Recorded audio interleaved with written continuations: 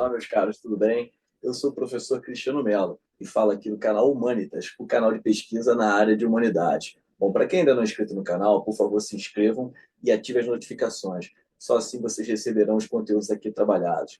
Bom, fique comigo, porque o assunto é bastante curioso e pertinente na área da pesquisa acadêmica. Hoje eu desejo falar sobre quais são as características de um formato de uma introdução de uma pesquisa científica, ou seja, de uma pesquisa de mestrado, de doutorado, um artigo científico, um artigo de divulgação científica, como nós, pesquisadores iniciantes, pesquisadores profissionais, podemos introduzir as nossas ideias, o objetivo geral, os objetivos específicos, a metodologia, a problemática, a justificativa da pesquisa. E eu trago aqui, para vocês entenderem, uma ilustração de um trabalho acadêmico, para que vocês possam situar o que eu estou falando aqui. Bom, para quem já escreve uma dissertação, para quem já está escrevendo uma dissertação, uma tese de doutorado, já está familiarizado um pouco do que é uma introdução. Lá no projeto de pesquisa, quando vocês entregaram o projeto no departamento e passaram pelo crivo do edital, ou seja, o crivo dos professores, que selecionaram o seu projeto para que você ingressasse no mestrado ou no doutorado, sabe que vocês estabeleceram lá a problemática, sabe que vocês estabeleceram lá o objetivo geral, os objetivos específicos, e, de antemão, todos esses elementos científicos, metodológicos, eles aparecem de forma diluída na introdução. Na introdução, você vai apresentar as suas ideias centrais, algumas ideias secundárias, e dirimir algumas questões que serão solucionadas nos capítulos posteriores.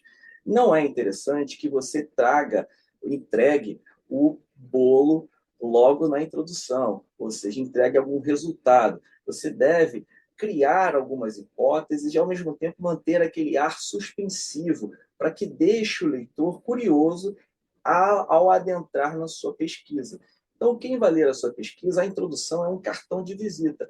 É lá que você vai expor as suas ideias de uma forma mais sucinta e, ao mesmo tempo, curiosa, deixando o leitor naquele aspecto ali com a pulga atrás da orelha, curioso para desvendar os demais capítulos da sua pesquisa científica. Ou seja, o leitor ele deve se manter curioso dentro de uma problemática diluída e, ao mesmo tempo, que você ali organize também as demais ideias e faça uma orquestração do que você pretende fazer na sua pesquisa. A orquestração você vai dizer o que você vai fazer no primeiro capítulo, no segundo capítulo, no terceiro capítulo. Suponhamos que a tese de doutorado tenha 3 capítulos. Então, lá você já estabelece algumas perguntas que serão solucionadas, o que você pretende desenvolver, quais são os teóricos, quais são os autores, qual é a linha de raciocínio que você pretende traçar na sua dissertação ou na sua tese. Porque sabemos, quem defende uma tese precisa traçar uma linha argumentativa de raciocínio. E essa linha de raciocínio ela vai amarrar as ideias centrais e secundárias ao longo dos capítulos desenvolvidos. Bom, já falei demais um pouco sobre o que é uma introdução. Então, nós temos o quê? Uma problemática suave que prende o leitor, as demais ideias dos conceitos estão ali, a metodologia que você utilizará, os teóricos que você pretende utilizar, a sistematização dos capítulos, ou seja, o que você vai desenvolver no primeiro, no segundo e no terceiro. E, acima de tudo, você precisa estabelecer ali uma justificativa da sua pesquisa, ou seja, qual é o motivo que te levou a pesquisar aquele assunto. Bom, eu peço licença a vocês para espelhar aqui parte de uma pesquisa, inclusive eu vou deixar a referência na descrição do vídeo, é a minha própria tese de pesquisa de doutorado, e peço licença para que vocês possam observar como isso pode ser feito. Então, na minha tese, logo na parte principal, na primeira página, eu trago uma problemática aqui diluída do que seria o problema final da minha pesquisa, inclusive para atender também um público mais geral. Peço licença, está na altura da página 15, na introdução, então aqui já tem a introdução. Eu peço licença a vocês para ler o parágrafo. Eu né? Eu escrevo uma pesquisa de opinião imaginária que desejasse verificar o estilo literário mais realista e amarrado às referências concretas do passado ou do presente histórico, naturalmente apontaria para um desfecho uniforme, o subgênero do romance histórico. A referência por esse gosto literário tem ampliado a visão de muitos leitores comuns acerca dos principais eventos históricos no Brasil. O interesse por esse tipo de literatura conserva uma série de elementos de natureza interessada na historiografia brasileira por parte do leitor contemporâneo.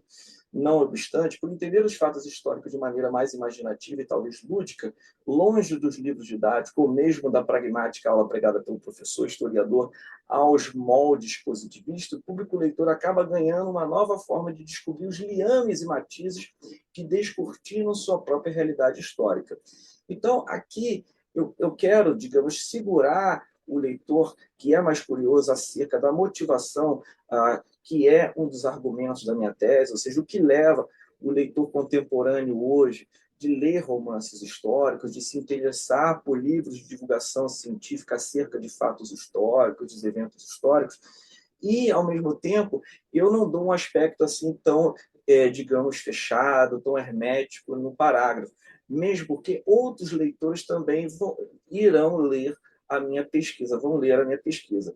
Então, de fato, eu tento provocar a um leitor mais, digamos, comum, essa provocação de curiosidade. E aqui eu trago algumas referências importantes. A introdução ficou até um pouco longa, tá? Inclusive, eu digo a vocês, uma boa introdução não deve passar de 25 páginas, 20 páginas, tá? A minha introdução, ela entra com a nota biográfica do autor Rui Reis Tapioca, que foi o autor que eu estudei, inclusive entra com a chave de leitura. A chave de leitura, pretendo fazer um vídeo sobre isso. A chave de leitura também está dentro da introdução. É uma outra estratégia científica de análise de algumas obras. Aqui eu trago aquilo que eu disse a vocês, que é a sistematicidade da pesquisa, ou seja, como a pesquisa está dividida.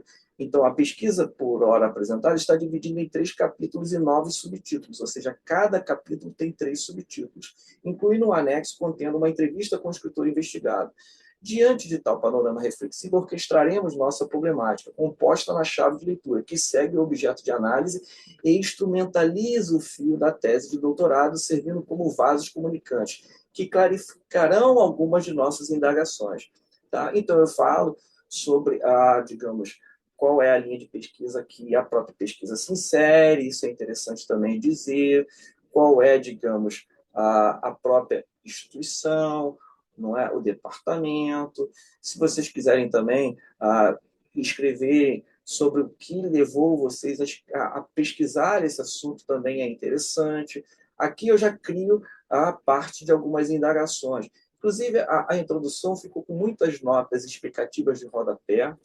Vou sair um pouquinho aqui da tela, peço licença a vocês. Então, parte desse carregamento das notas explicativas é porque eu escrevo um pouco mais, digamos, de forma mais exagerada, de forma mais detalhada, mais explicativa.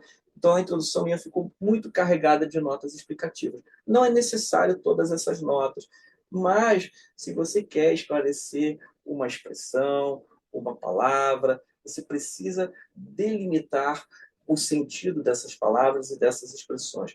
Inclusive, o uso dos conceitos já foi fruto aqui de um vídeo no canal. Vou deixar o card para que vocês possam acessar a questão do uso dos conceitos.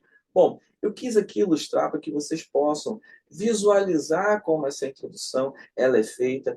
Logicamente, a introdução ela se diferencia das áreas do saber, né?